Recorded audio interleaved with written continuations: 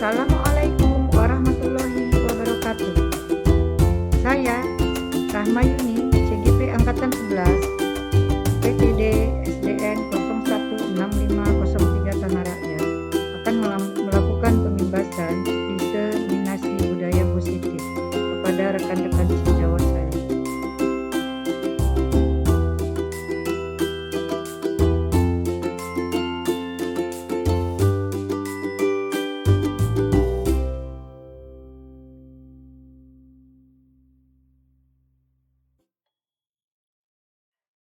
Assalamualaikum warahmatullahi wabarakatuh. Waalaikumsalam warahmatullahi wabarakatuh. Bapak Ibu, sebelumnya marilah kita memanjatkan puji dan syukur kita kehadiran Allah Subhanahu wa taala Tuhan Yang Maha Esa, karena kita sudah diberi kesempatan dan keselamatan serta kesehatan untuk mengadakan pertemuan ini, yaitu saya akan melakukan pembahasan tentang budaya positif. Baik itu budaya positif yang akan diterapkan di sekolah kelas maupun di sekolah. Dan sebelum pembahasan ini saya laksanakan, maka akan dibuka dengan oleh wakil kepala sekolah. Pada wakil kepala sekolah saya persilakan.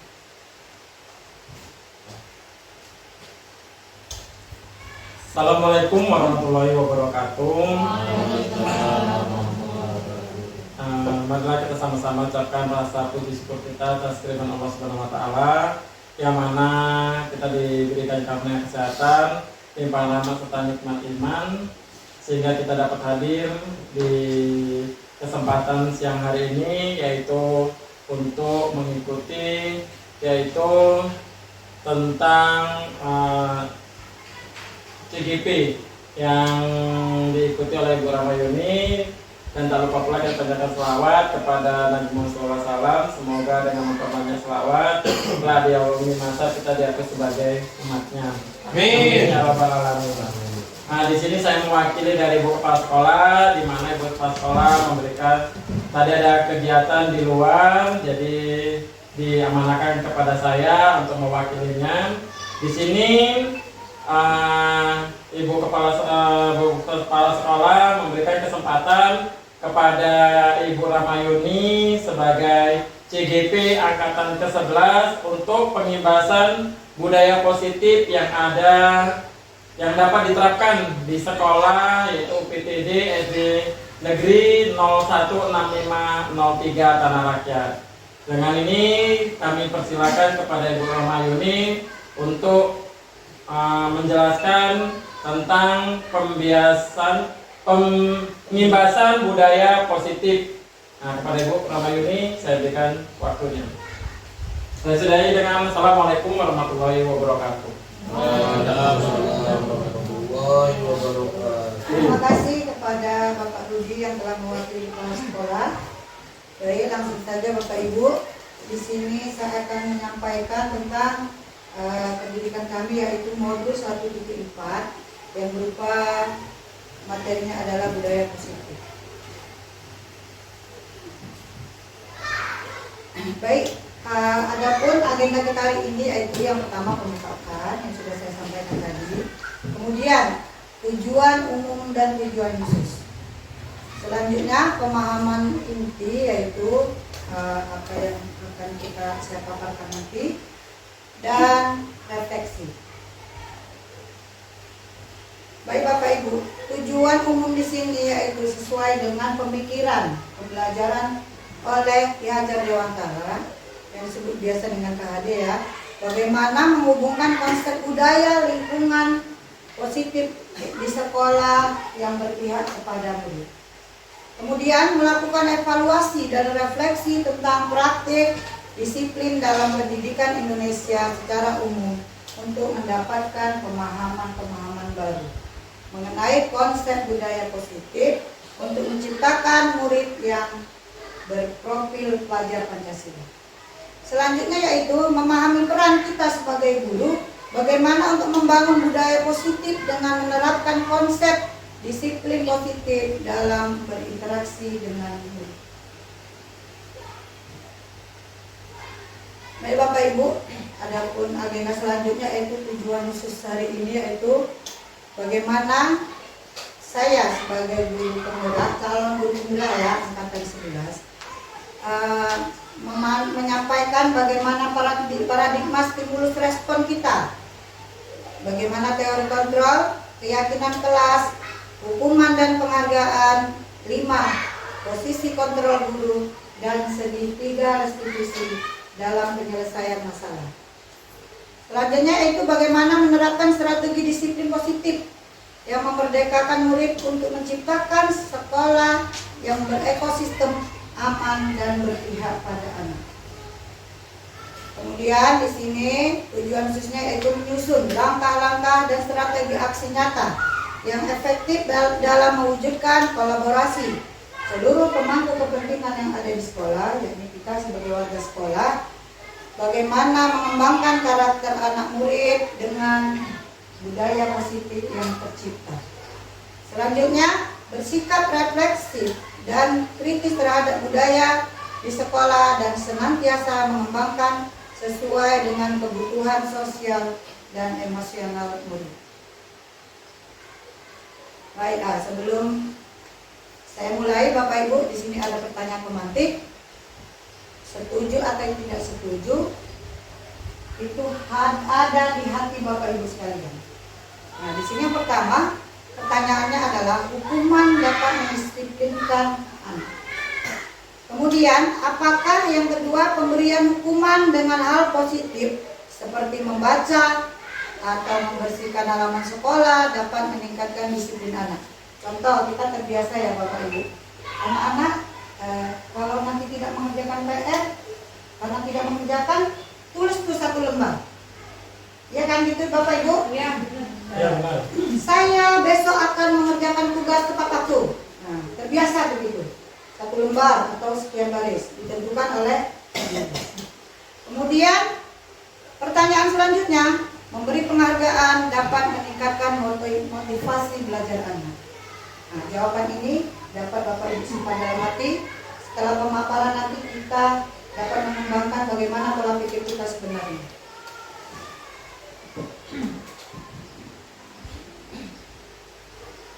Baik, Bapak Ibu, di sini perubahan paradigma belajar sesuai dengan pemikiran Stephen.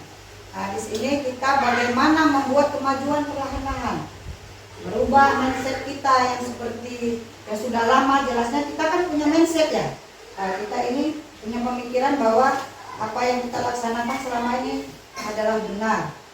Nah, kemudian di sini saya akan menyatukan apakah pola pikir kita sudah sesuai dengan konsep-konsep daripada KHD ini. Baik. Coba Bapak Ibu, saya minta kepala tangan. Kepala tangan. Anggaplah di dalam kepala tangan ini ada sesuatu rahasia. Rahasia yang ada dalam diri kita. Ada sesuatu rahasia yang tidak boleh diketahui orang lain. Nah, di sebelah kiri atau kanan, ya kan Bapak Ibu. Nah, di sini hanya kita yang tahu. Jadi seandainya rahasia itu tidak boleh terbongkar oleh siapapun, kalau ada kata-kata yang boleh pecah di perut, tapi tidak boleh pecah Di mulut. ini kepala tangan ini. Sebesar apapun saya berusaha untuk membuka, Bapak Ibu mempertahankan nggak rahasia ini? Mempertahankan. Mempertahankan? Ya. Itu hanya ada dalam diri. Oh, aku punya rahasia ini loh. Sebesar apapun saya berusaha membukanya, kalau kita merasa itu adalah rahasia dalam hidup kita, pasti kita akan berusaha menggenggamnya.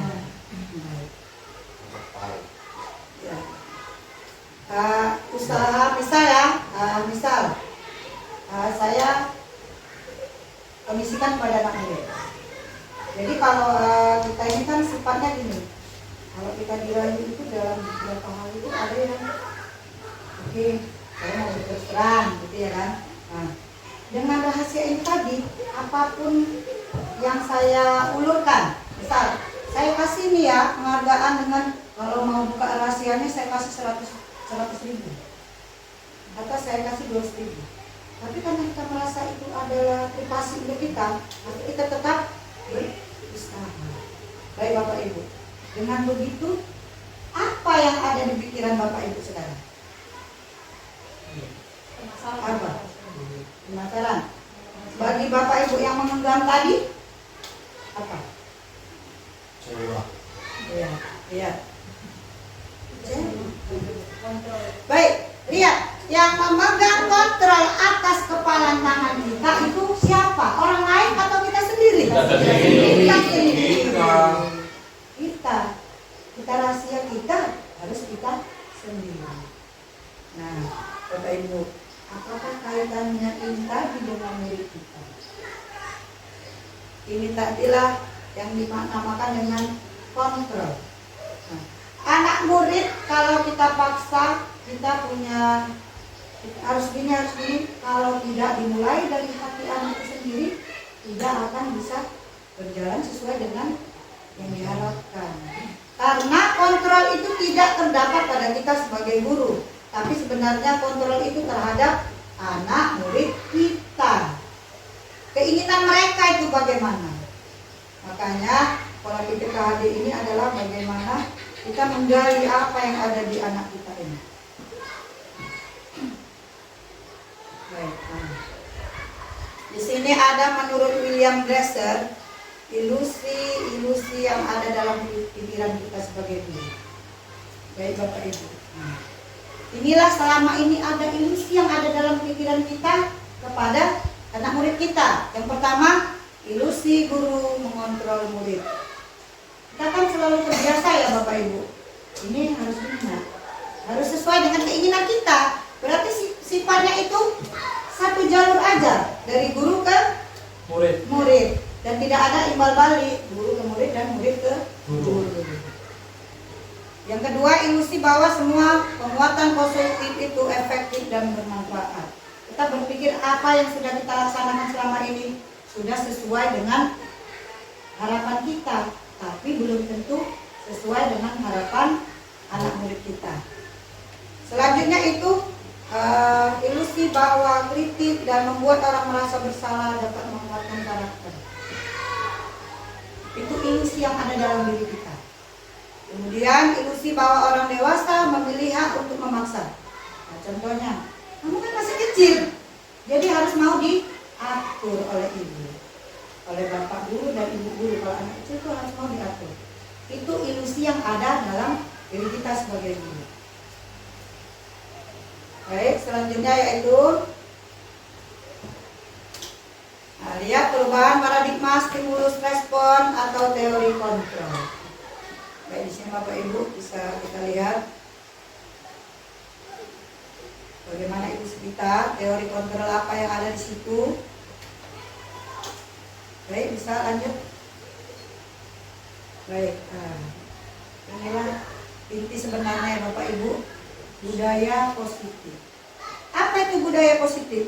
Budaya positif adalah nilai-nilai, keyakinan-keyakinan, dan kebiasaan di sekolah yang berpihak kepada murid dapat berkembang menjadi, agar murid dapat berkembang menjadi pribadi yang mandiri, kritis, penuh hormat, dan bertanggung jawab. Ya. Tujuan dari budaya positif adalah menanamkan motivasi pada murid-murid kita, yaitu menjadi orang yang mereka inginkan dan menghargai diri sendiri dengan nilai-nilai yang mereka percaya. Baik Bapak Ibu, supaya yang tegang kita berdiri dulu bisa? Boleh. Ya, semua berdiri. Baik Bapak Ibu, nanti kalau saya sebutkan A, berarti tangannya ke atas. Ini A ya. Kalau B ke tengah, kalau C ke bawah. Bisa?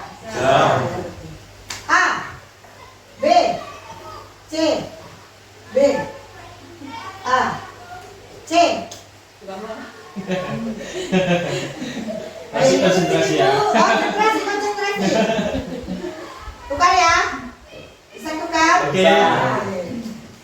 Kalau saya bilang A, jalannya ke kanan. Kalau B ke kiri. Kalau C menunduk. Kalau D Atas. Sampai D ya. Tambah satu lagi deh. ini biar ototnya nggak terlalu tegang ya Bapak Ibu. Iya, iya, iya. Kalau tegang capek. Tes A. Kanan. Ya B. Ya C. Salah Kak Ipan.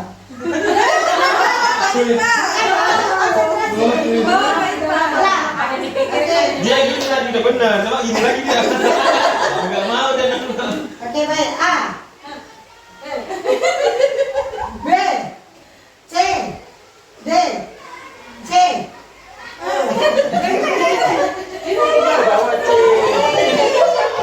Baik, oke Bapak Ibu. Sudah Yes. selesai? Baik Bapak Ibu, sistem ice breaking bisa kita gunakan di saat pembelajaran, di sela-sela pembelajaran. Tujuannya apa? Supaya meningkatkan kembali konsentrasi anak murid ini. Kalau terlalu berlanjut aja capek dan pikiran mereka juga tegang. Jadi sistem ice breaking bisa sekali-sekali kita sisipkan ya Bapak Ibu. Baik, Bapak Ibu, untuk membuat keyakinan kelas kita dibutuhkan dengan membuat nilai sesuai dengan nilai-nilai kebajikan universal. Nah, apa itu nilai kebajikan universal? Misalnya nanti kita di saat membuat keyakinan kelas, nah, tujuannya itu kan supaya tercipta budaya positif tadi, kita harus punya keyakinan kelas atau keyakinan sekolah. Keyakinan kelas yang bagaimana? Nah, yang mengandung nilai-nilai kebajikan universal. Harus ada dia nilai-nilai kebajikan tadi di dalam keyakinan kelas yang akan kita susun. Contoh misalnya ya Bapak Ibu, kalau kita kan selama ini sudah ada kan buat peraturan kelas. Misal menjaga kebersihan. Kita harus tahu di balik kata-kata tadi, keyakinan kelas tadi, ada nilai kebajikan di situ. Kalaulah dia kata-katanya nilai keyakinan kelas tadi menjaga kebersihan, berarti ada nilai kebajikan universal yang di dalamnya menyangkut tentang kesehatan. Nah itu tadi. Dengan kebersihan tadi kita berarti otomatis selalu menjaga kesehatan kita dengan sendiri. Misal, contoh yang kedua, tidak boleh mengejek teman. Di situ ada nilai kebajikan universalnya, yaitu saling menghargai dan menghormati. Itu salah satu contoh. Baik Bapak Ibu, di sini untuk menciptakan budaya positif, kita harus menciptakan lingkungan yang harus juga positif. Salah satu strategi yang perlu kita tinjau kembali adalah penerapan disiplin sekolah. Apakah disiplin kita yang sekarang ini kita telah terapkan, apakah sudah efektif atau perlu ditinjau kembali? perlu ditinjau kembali. Iya, perlu ditinjau kembali. Apa sesungguhnya dari disiplin itu sendiri dan apa kaitannya dengan nilai-nilai kebajikan? Ayo, tengok dulu. Jadi stop dulu, kita pindah. Apa kalau terekod nggak? Takutnya memori nggak cukup. Jalan. Cukup dulu 1 jam lebih dulu. Oke. Nanti dipotong aja. Iya, nanti saya. Baik Bapak Ibu, di sini ada teori motivasi, hukuman, penghargaan dan restitusi.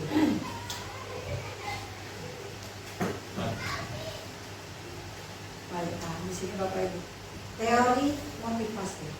Motivasi itu ada 2. Yang pertama, eksternal dan internal. Saya yakin Bapak Ibu sudah tahu ya apa itu eksternal dan internal. Eksternal itu sistemnya dari luar.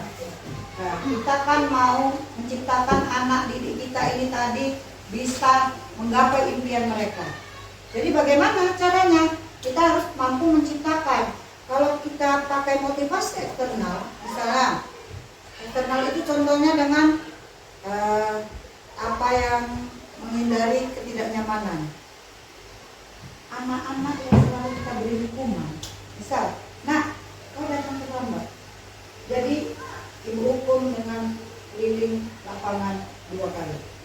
Itu adalah Motivasi apa? Eksternal. Karena apa itu? Timbul siswa itu tadi, murid kita ini, saya nggak mau datang terlambat karena apa? Karena nanti takut dihukum dulu. Itu tadi motivasi dari luar. Baik, kemudian imbalan. Nah, siapa yang bisa mengerjakan ini nanti ibu kasih bonbon ya satu-satu. Itu termasuk dari motivasi eksternal karena tidak dari dalam anak itu sendiri, dari luar. Nah, nanti ini ada kaitannya dengan teori kontrol kita sebagai guru. Selanjutnya yaitu motivasi internal. Bagaimana cara kita sebagai guru menciptakan motivasi internal tadi dari anak didik kita, bagaimana memacu mereka supaya mereka lebih berarti tidak ada ketergantungan sama kita, bagaimana mereka supaya bisa maju, mau tidak datang terlambat, mau mengerjakan tugas tanpa ada intimidasi kita sebagai seorang guru. Kesadaran diri anak itu sendiri. Lanjut pada dihukum oleh penghargaan. Ternyata Bapak Ibu, penghargaan selama ini yang kita berikan kepada anak didik kita itu bukan merupakan yang terbaik. Ternyata itu malah menjadi hukuman bagi mereka. Karena apa seperti itu?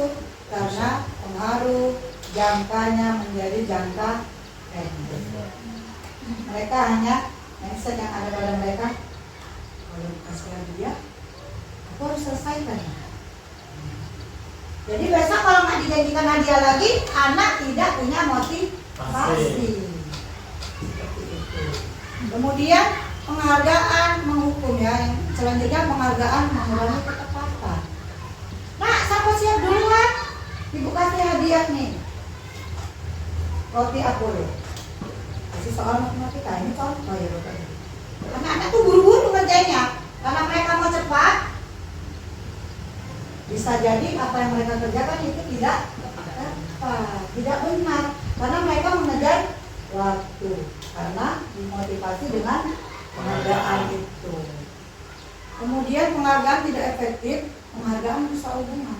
Contoh, misal ya kan murid kita si A dan si B, mereka ini bersaing karena mereka ingin mengejar penghargaan dan ternyata yang satu tidak mendapat penghargaan itu. Jadi itu menjadi cambuk bagi anak yang tidak mendapat penghargaan ini. Ada rasa kecewa. Baik Bapak Ibu, sebenarnya tujuan kita sekarang ini menurut prinsip KHD adalah bagaimana menciptakan belajar yang bahagia kepada anak didik kita. Supaya apa? Supaya ilmu yang kita sampaikan dalam pembelajaran dapat menjadikan mereka bermakna. Kalau bermakna, insya Allah Bapak Ibu, kalau bermakna maka akan diingat sampai kapanpun. Baik, selanjutnya penghargaan dapat menurunkan kualitas. Penghargaan mematikan kreativitas dan penghargaan mengurangi motivasi intrinsik tadi yang sudah saya jelaskan di awal.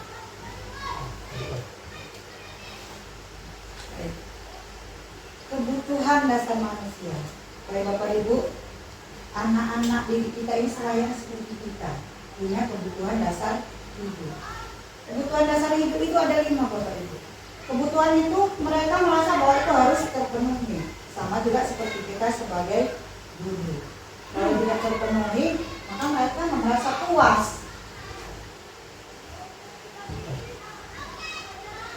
Baik. Kebutuhan dasar manusia ada 5. Yang pertama, kebutuhan bertahan hidup. Bertahan hidup itu contoh butuh makan, butuh minum, butuh pakaian, itu termasuk dalam kebutuhan bertahan hidup. Yang kedua yaitu kebutuhan rasa kasih sayang dan rasa diterima. Anak murid kita ini sekarang butuh itu. Mereka kepingin dikasih disayang, baik kita sebagai guru yang memberi kasih sayang atau dari teman-teman.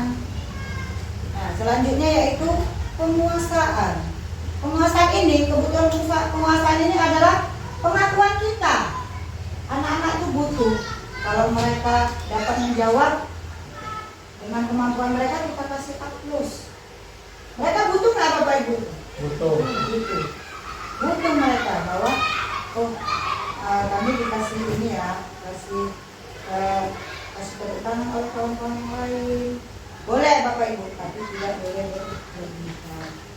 akan menjatuhkan temannya yang lain. Selanjutnya yaitu kesenangan. Anak didik atau anak-anak kita ini terutama SD ya Bapak Ibu. Mereka butuh kesenangan yang tinggi. Dan selanjutnya kebebasan. Mereka punya hak untuk kebebasan dalam hidup mereka. Mana mereka mana? Apa yang membuat mereka senang? Apa yang membuat mereka bahagia dalam pembelajaran itu?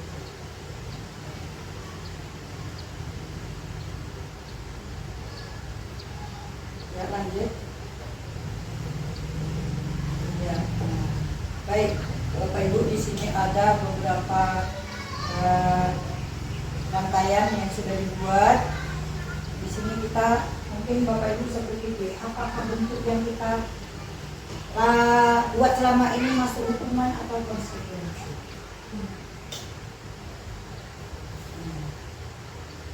Baik, next, itu jawabannya bisa disimpan dalam waktu ya.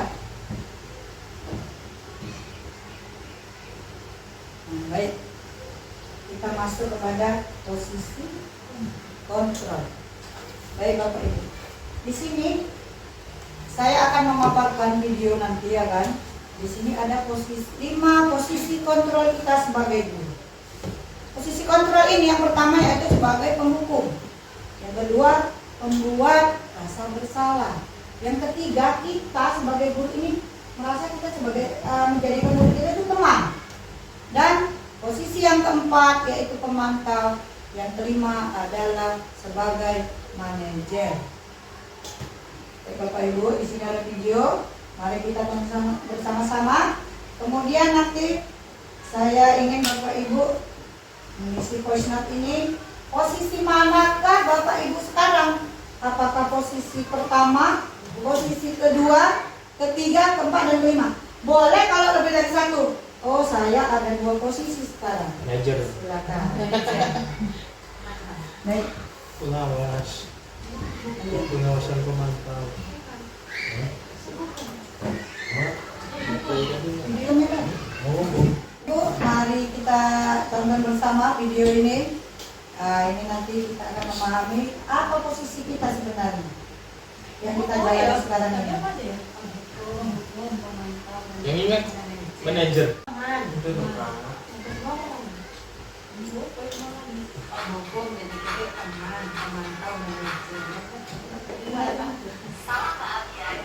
Salah.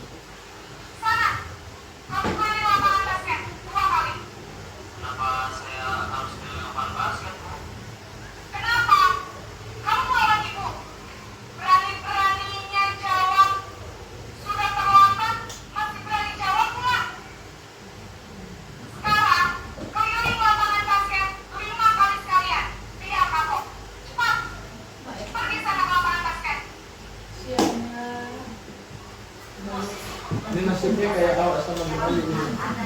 Selalu kami yang selalu dilakukan.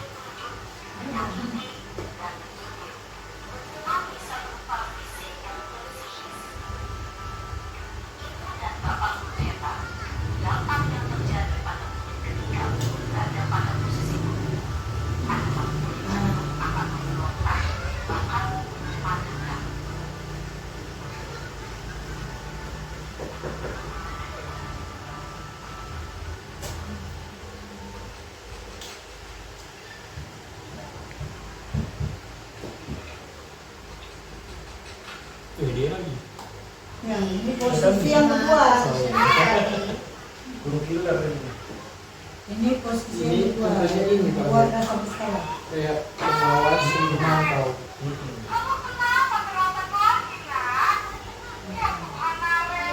Kalau begini, ini nggak balik kayak gitu anak-anak. Setiap kali kayak gitu kejadiannya.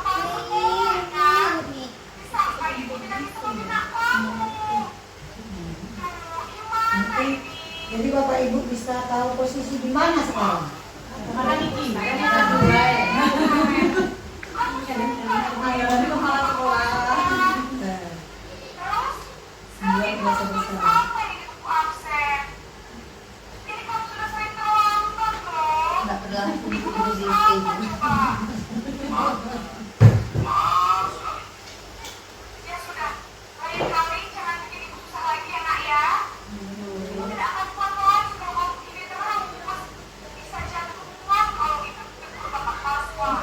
Bisa kan?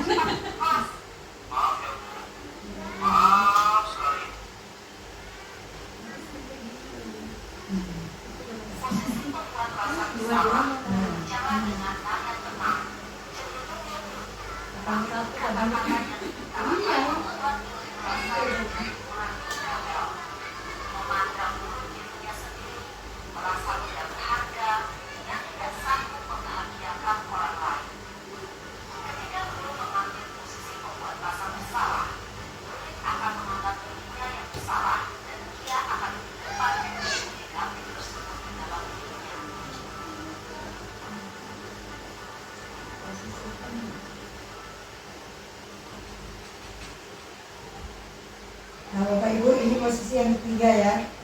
Jadi Bapak Ibu sekarang udah tahu nanti di mana letak posisi Bapak Ibu sekarang.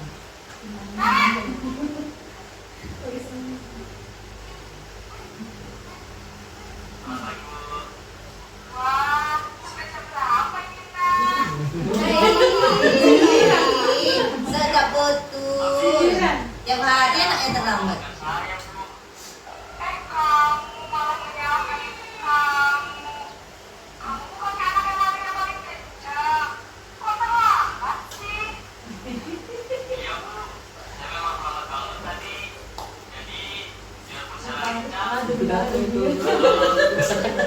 Aduh, gimana benar.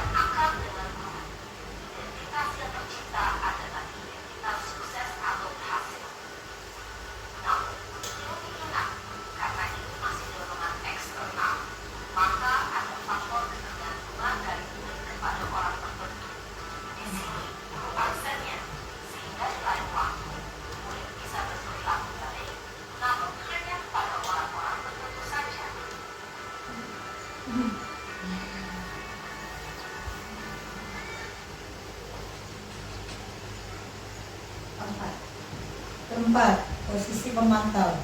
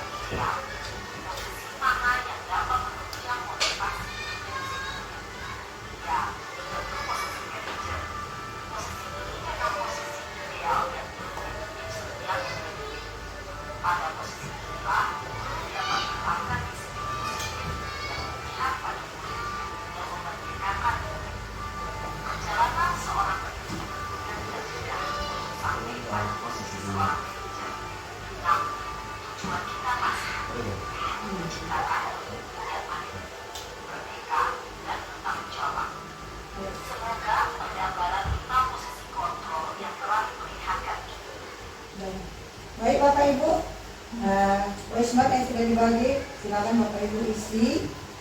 Posisi di mana sekarang Bapak Ibu yang jalankan di kelas? Apakah yang pertama tadi posisi penghukum, yang kedua pembuat Rasa bersalah, ketiga Posisi teman. posisi teman, keempat pemantau Monitor. atau monitor, yang kelima adalah posisi manajer. Oh, no, aku mengajar. Penghukum. Salah satu jadi pilih Ibu. Terserah Bapak Ibu, kalau ada merasa dua posisi silakan. Atau 55. Kadang-kadang 5-5 itu dilakukan. Ya kan nama juga manusia kan, Iya. nggak monotonnya kan. Kadang jadikan teman, kadang jadi pemantau. Banyak, jatuh banyak. Ada manajer juga ya. Mas? Kadang manajer menyuruh sana sini. Tapi kebanyakan sih menyuruh. Baik, kalau yang sudah silakan ditempel di depan. Udah nih, mana nih?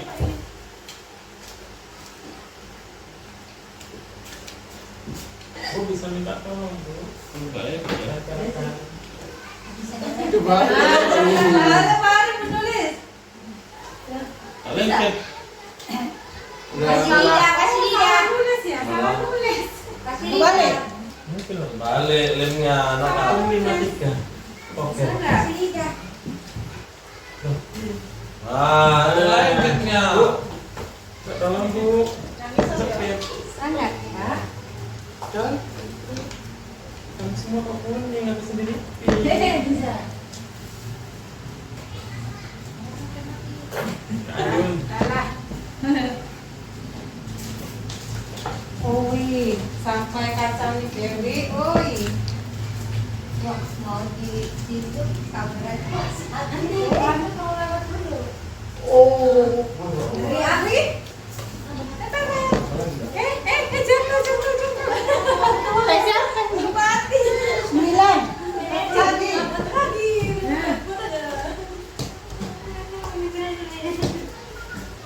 Kelamaan tadi nyebutnya, jadinya nggak lengket lagi. Iya. Ada kamera loh. ade kan Pak ambil tapi ngono. Kepikir enggak? Yuk,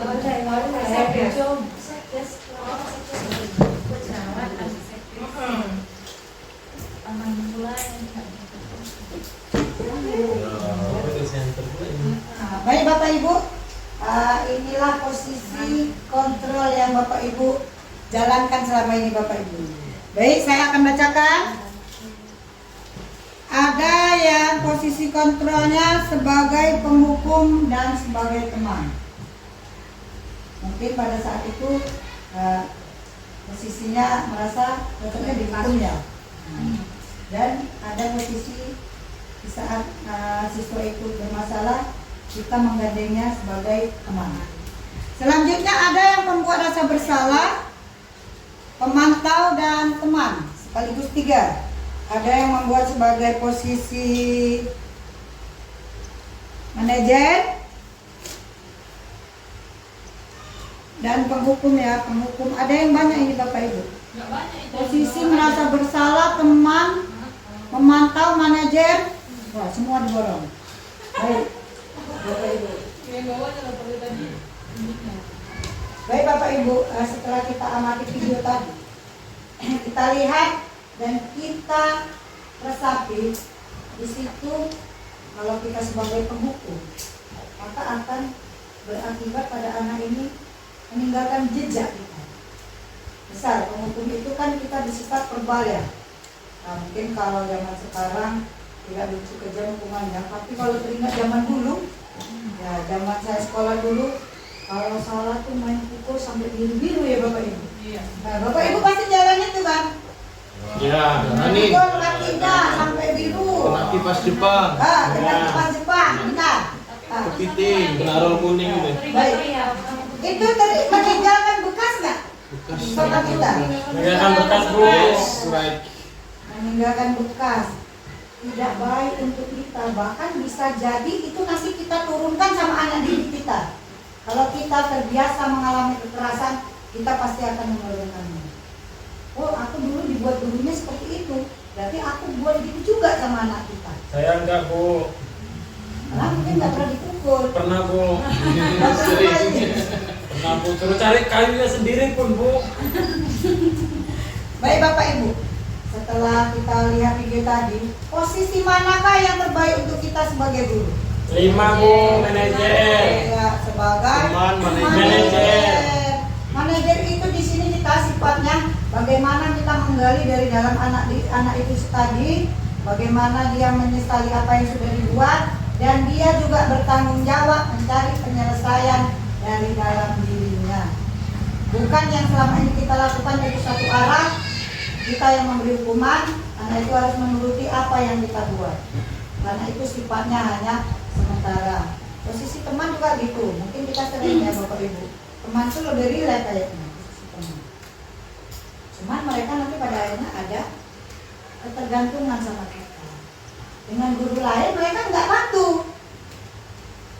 Karena apa? Karena mereka punya patokan, oh ibu ini, bapak ini yang sebagai yang sayang sama kita. Makanya bagaimana upaya kita menimbulkan kesadaran anak itu sendiri untuk menyelesaikan dan bertanggung jawab apa yang dibuat itu. Baik, lanjut Bapak Ibu. Baik, keyakinan kelas. Nah, di sini kita diarahkan untuk menciptakan budaya positif ini di sekolah, di kelas, yaitu melalui keyakinan kelas. Jadi kita harus membuat keyakinan kelas dulu supaya tercipta budaya positif yang ada di baik di kelas ataupun di sekolah. Baik, keyakinan kelas ini harus sesuai dengan sekolah kita, kondisi keadaan sekolah kita.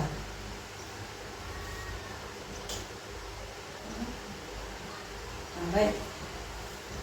Pembentukan keyakinan sekolah atau kelas yang dibuat harus melalui musyawarah. Kalau kita buat disiplin positif sekolah ini kan seluruh warga sekolah harus kita sepakat, kita kumpulkan dengan jalan musyawarah, membuat budaya positif sekolah. Kalau dalam kelas kita harus juga membuatnya di dalam kelas itu antara guru dengan murid, kesepakatan. Nggak boleh kita sebagai guru kita yang buat ini peraturannya, tidak. Tapi apa yang kita utarakan, murid juga mau bahwa itu harus kita laksanakan bersama-sama. Harus atas persetujuan anak didik kita, bukan hanya berpatok pada peraturan yang kita buat. Selanjutnya itu bentuk-bentuk keyakinan kelas. Baik, bentuk keyakinan kelas ini berdasarkan dengan nilai kebajikan tadi Bapak Ibu. Kebajikan tadi misalnya yang ada kesehatan, itulah nanti kalimat-kalimat yang untuk kebersihan, pada supaya tidak saling mengejek, itu kebajikannya yaitu saling menghargai, menghormati. Kemudian dibuat dalam kalimat positif dan tidak terlalu banyak kalimatnya sehingga mudah diingat dan dipahami oleh warga kelas. Selanjutnya itu dapat diterapkan di lingkungan di kelas itu sendiri. Baik, ini Bapak Ibu contoh keyakinan kelas yang dapat kita buat. Yang pertama yaitu selalu hadir tepat waktu. Nah, selalu hadir tepat waktu ini ada nilai kebajikan di situ. Kebajikannya yaitu disiplin, nilai disiplin. Kemudian senantiasa berdoa sebelum dan sesudah belajar. Nilai kebajikan apa yang ada di situ? Yaitu nilai kebajikan bertakwa kepada Tuhan. Selanjutnya menjaga ketertiban dan kebersihan kelas. Nah, itu nilai kebajikan di situ yang ada kesehatan, ketertiban. Kemudian mendengarkan penjelasan guru. Ada nilai kebajikan di situ, saling menghormati. Kemudian selalu berbicara yang sopan. Nah, kadang kan murid kita, ya Bapak Ibu, sering kan saling mengejek. Jadi dengan keyakinan kelas ini yang kita sudah sepakati dengan anak murid kita, insya Allah mereka akan berusaha menjaganya supaya tidak melakukan hal-hal kesalahan itu tadi. Kemudian selanjutnya yaitu komitmen saling menghargai dan saling membantu. Baik Bapak Ibu, selanjutnya yaitu restitusi. Restitusi dengan hukuman. Ada perbedaan Bapak Ibu. Kalau hukuman yaitu dalam bentuk verbal. Dalam bentuk verbal ini maka setiap hukuman ini akan meninggalkan kesan yang tidak baik bagi anak didik kita sampai yang akan datang. Tidak hanya dalam jangka pendek. Hukuman yang bersifat verbal dapat meningkatkan ingatan mereka sampai tua nanti. Sama yang sudah kita alami. Pasti kita pernah mengalami hal yang tidak baik itu, pasti akan kita ingat sepanjang masa. Ya kan Pak Supron? Nah, kalau pernah dipikul, pasti kita, guru kita yang lewat itu kita ingat. Oh, dulu aku pernah dipikul sama bapak itu. Jadi sekarang kita menggunakan restitusi. Bagaimana cara menanamkan disiplin positif pada murid. Restitusi adalah proses menciptakan kondisi bagi murid untuk memperbaiki kesalahan mereka dengan menggali dari jiwa mereka sendiri, menggali dari diri anak didik kita.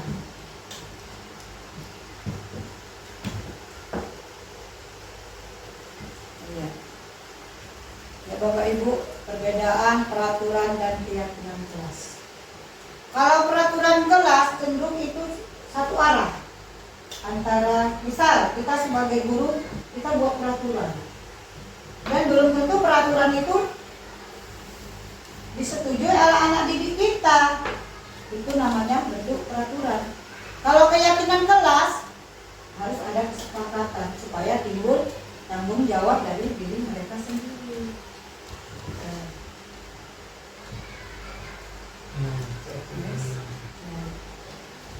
Baik Bapak Ibu, di sini restitusi tadi yaitu ada menguntungkan korban dan juga menguntungkan orang yang bermasalah, maksudnya yang berbuat salah.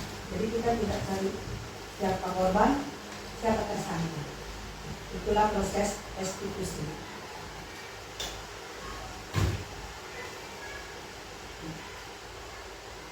Baik Bapak Ibu, sebelumnya saya ingin bertanya, apakah di kelas Bapak Ibu pernah terjadi masalah? Pernah Bu. Pasti pernah. Ya, setiap kelas. Setiap kelas, bahkan ada yang sering. Apalagi terutama kalau sudah ya banyaknya masalahnya. Baik Bapak Ibu, di sini kita dianjurkan, diarahkan oleh prinsip tadi menyelesaikan masalah menggunakan segitiga restitusi. Baik, Bapak Ibu, di sini segitiga restitusi ini mempunyai 3 tahapan. Yang pertama yaitu menstabilkan identitas. Yang kedua, validasi tindakan yang salah. Selanjutnya, yang ketiga, menanyakan keyakinan kelas. Jadi kita dianjurkan tidak lagi menggunakan proses hukuman. Dan kita tidak mencari siapa yang salah dan siapa yang benar. Karena anak didik kita ini cenderung mereka mempunyai kebutuhan tadi, kebutuhan 5 pokok tadi, kebutuhan dicintai, kebutuhan kasih sayang, kebebasan, kesenangan, dan kebutuhan hidup. Contoh Bapak Ibu, misal anak datang terlambat, kita juga nggak tahu apa alasan anak itu datang terlambat. Bisa jadi mereka terlambat karena membantu orang tuanya terlebih dahulu. Dan bisa jadi juga mereka terlambat karena mereka banyak bermain dan sulit bangun pagi. Baik, setiap masalah kita dianjurkan menggunakan proses segitiga restitusi. Yang pertama dengan menstabilkan identitas. Contoh kalimat pertamanya, misal ya, Pak Supran dan Pak Rudi ini berantem, tumbuk-tumbukan nih. Penyebabnya apa? Karena Pak Supran mengejek orang tua Pak Rudi. Sering ya Bapak Ibu? Sering. Nah, itu sering terjadi ejek-ejekan orang tua. Jadi bagaimana kita menyelesaikan masalah tadi? Kita nggak bisa langsung kalau kita marah yang satu gimana? Semua kan kadang ada sebabnya. Ada dua. Kadang dia duluan ya, Bu ya. Dia duluan tuh ngajain. Lagi bukan aku. Bukan aku, kan gitu. Baik, yang pertama kita harus menstabilkan identitas anak kita dulu yang bermasalah. Yaitu yang kita contoh kalimatnya ya. Setiap orang pasti misal gini, saya sebagai gurunya. Nah, jadi kita nggak boleh langsung marah. Misal Pak Sukron yang bermasalah. Jadi situ saya menggunakan tahapan segitiga diskusi yang pertama. Oke, Pak Sukron, anak ibu, semua orang pernah melakukan Kesalahan.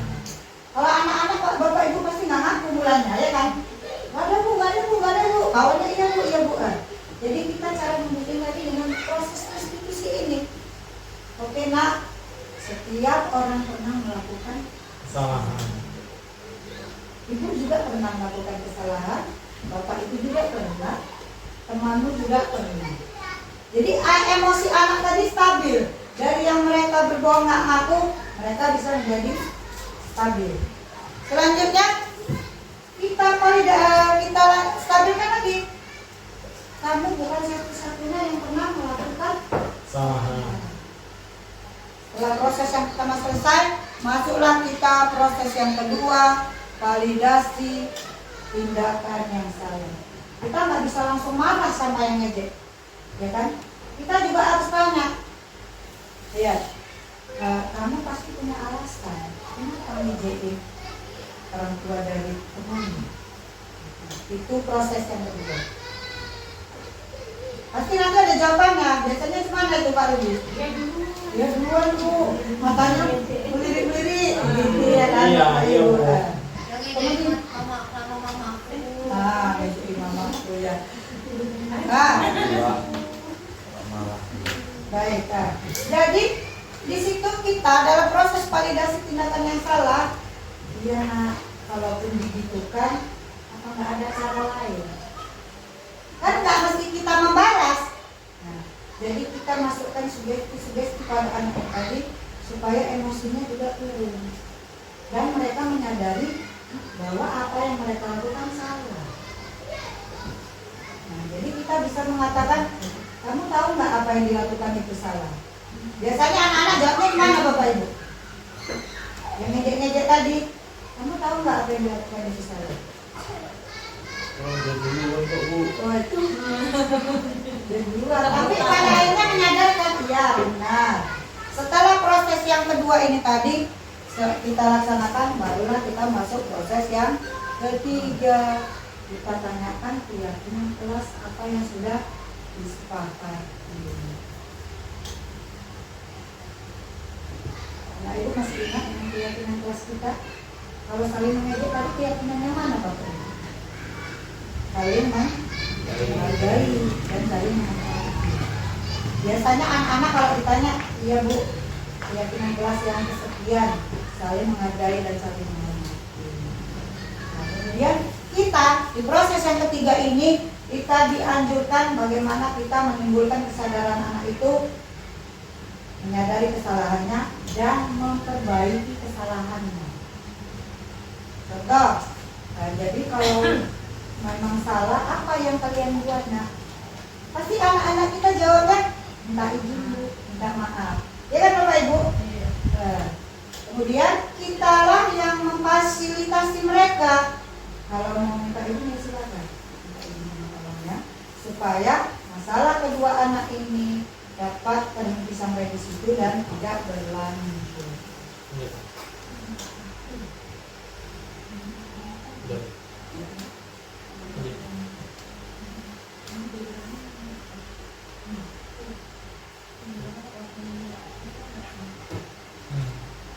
Baik, Bapak Ibu, bagaimana prosedur kita membentuk keyakinan sekolah dan kelas tadi?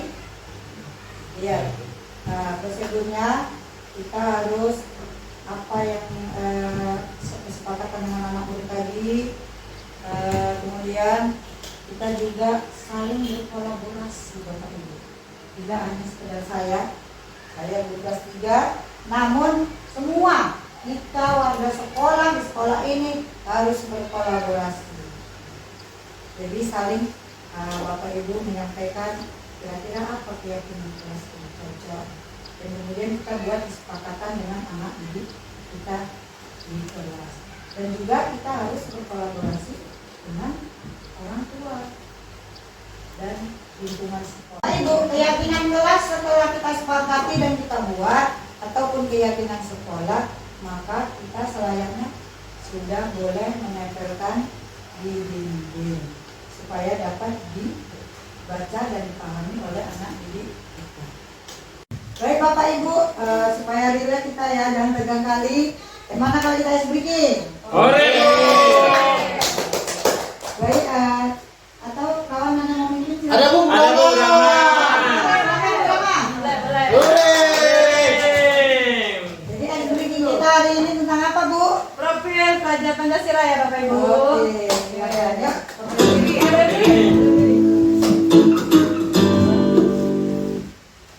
Oke, bertepuk tangan Bapak Ibu.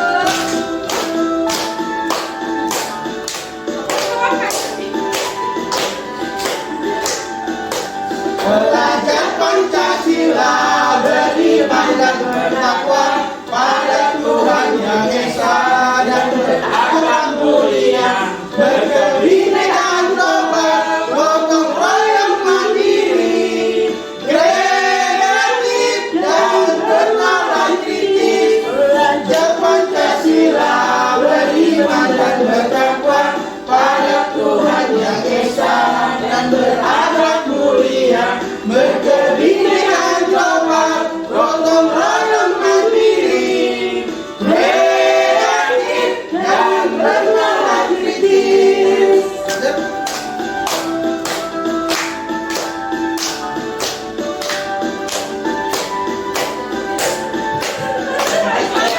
Dan Pancasila, beriman dan bertakwa pada Tuhan Yang Esa dan berakhlak mulia, berkebinekaan global, gotong royong mandiri, kreatif dan bernalar kritis.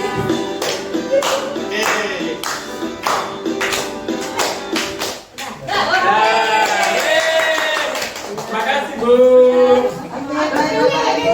Baik Bapak Ibu, demikianlah yang bisa saya sampaikan tentang budaya positif sesuai dengan pemikiran Pak Hadi. Bapak Ibu ada yang mau bertanya, silakan. Silakan Bapak Ibu. Bu, saya mau tanya. Jadi gini Bu, kalaulah kita tadi sudah menjalankan 5 posisi kontrol, yaitu posisi penghukum sudah kita lakukan, toh juga anak itu tidak bisa berubah. Kita lakukan Bu membuat rasa bersalah. Juga anak itu pun masih juga melakukan kesalahan. Jadi begitu juga dengan posisi teman, posisi pemantau dan posisi manajer, anak itu tetap juga tidak mau berubah. Jadi tidak lanjut selanjutnya gimana Bu?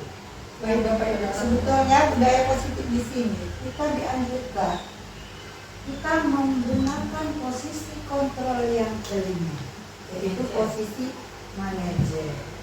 Jadi kalaulah itu belum selesai juga permasalahan itu dengan posisi manajer, mungkin kita kurang maksimal dalam melaksanakannya. Karena sesuai dengan sudah penelitian ya Bapak Ibu, posisi yang lain-lain itu ada efek jangka pendeknya. Posisi manajer inilah yang meningkatkan mereka nanti mempunyai efek jangka panjang.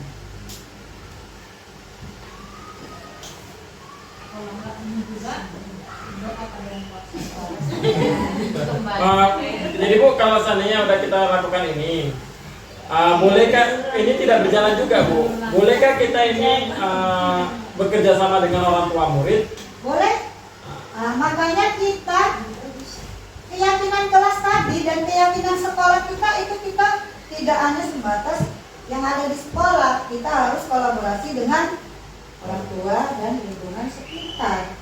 Jadi kalau keyakinan kelas tadi juga kan bisa diterapkan di rumah. Kalau kita sudah ada keyakinan sekolah, kita paparkan dengan orang tua. Jadi orang tua juga memberi motivasi kepada anaknya supaya bisa melaksanakan dengan sesuai keyakinan yang sudah kita buat bersama. Jadi ada dukungan ya Bapak Ibu dari orang tua. Nah, jadi kalau yang nggak mengerjakan PR itu kita berkolaborasi, karena kita nggak boleh bertindak sendiri. Baik Bapak Ibu, ada yang lain? Pak Arif biasa kan? Cukup pas, cukup. Lanjut. Baik Bapak Ibu, demikianlah. Terima kasih atas perhatiannya. Semoga apa yang saya sampaikan ini dapat bermanfaat bagi kita semua. Amin. Dan saya harapkan dapat kita laksanakan karena sifat kita sebenarnya, pendidikan kita saat ini sesuai dengan prinsip KAD, kita menghamba kepada menjadikan murid itu seperti apa yang mereka inginkan pada masa akan datang. Karena dengan pembelajaran bermakna, mereka akan mengingat seumur hidup, dan mudah-mudahan kita juga akan mengingat menjadi guru yang baik di hati mereka. Kalau kita mengajar dengan kekerasan, pasti mereka juga akan mengingat yang tidak baik pada kita. Saya tutup. Sebelumnya saya mohon maaf bila ada kekurangan. Assalamualaikum warahmatullahi wabarakatuh. Waalaikumsalam warahmatullahi wabarakatuh.